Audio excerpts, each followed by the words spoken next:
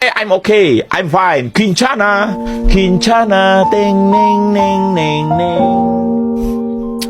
Ku menahan rasa sakit, rasa sakit. Few moments later.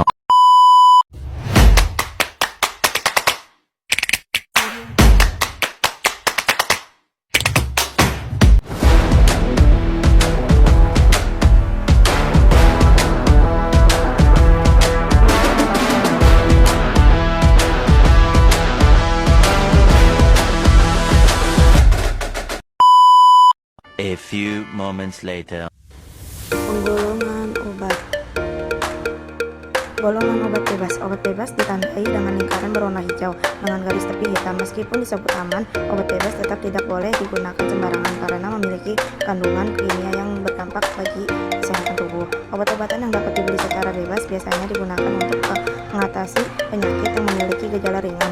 Contoh obat bebas yang dapat dibeli di warung atau toko obat serta apotek tanpa resep dokter adalah paracetamol, ibuprofen, dan antasida. Obat bebas terbatas ditandai dengan lingkaran berwarna biru dengan garis tepi hitam. Golongan obat bebas terbatas sebenarnya masih bisa dibeli tanpa resep dokter, namun tetap tergolongan obat keras. Selain itu, terdapat 5 jenis obat bebas terbatas, yaitu nomor 1, awas obat keras, baca aturan pemakaiannya. Nomor 2, awas obat keras hanya untuk bagian luar badan. Nomor 3, awas obat keras tidak boleh ditelan. Nomor 4, awas obat keras hanya untuk dibakar. Nomor 5, awas obat keras, obat wasir jangan ditelan. Contoh obat bebas terbatas adalah CTM, Premeza, Gerantusif, Flutamol.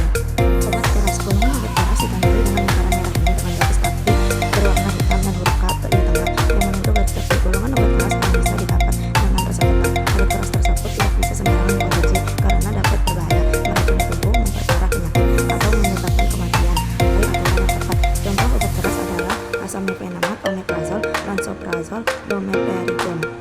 Obat narkotika. Golongan obat narkotika mempunyai simbol seperti tembakau dengan lingkaran berwarna merah. Golongan obat narkotika berbahan dasar tanaman atau buatan berupa sintetis ataupun semi-sintetis. Obat ini hanya bisa didapatkan dengan resep dokter dengan tanda tangan dokter, disertai nomor izin praktik dokter pada resep tersebut, dan tidak dapat menggunakan salinan resep. Obat-obatan narkotika atau psikotropika dapat menimbulkan ketergantungan pada penggunaannya, sehingga pemakaiannya perlu diawasi dengan ketat sesuai anjuran dan kebutuhan. Selain itu, obat dapat tidak mempengaruhi susunan saraf pusat dan mempengaruhi perilaku serta aktivitas di titik tertentu. Contoh narkoba jenis ini adalah morfin, heroin, dan kodein. Obat psikotropika. Psikotropika adalah istilah umum untuk berbagai macam obat, termasuk resep obat yang sering disalahgunakan. Oleh karena itu, obat-obatan ini harus diresepkan oleh dokter dalam membantu pasien untuk memutuskan obat psikotropika mana yang tepat. Zat atau obat yang dapat menurunkan fungsi otak dan merangsang susunan saraf pusat, sehingga menimbulkan reaksi seperti halusinasi, delusi, gangguan cara berpikir, perubahan suasana hati yang tiba-tiba, dan menyebabkan kegangguan pada pemakaiannya.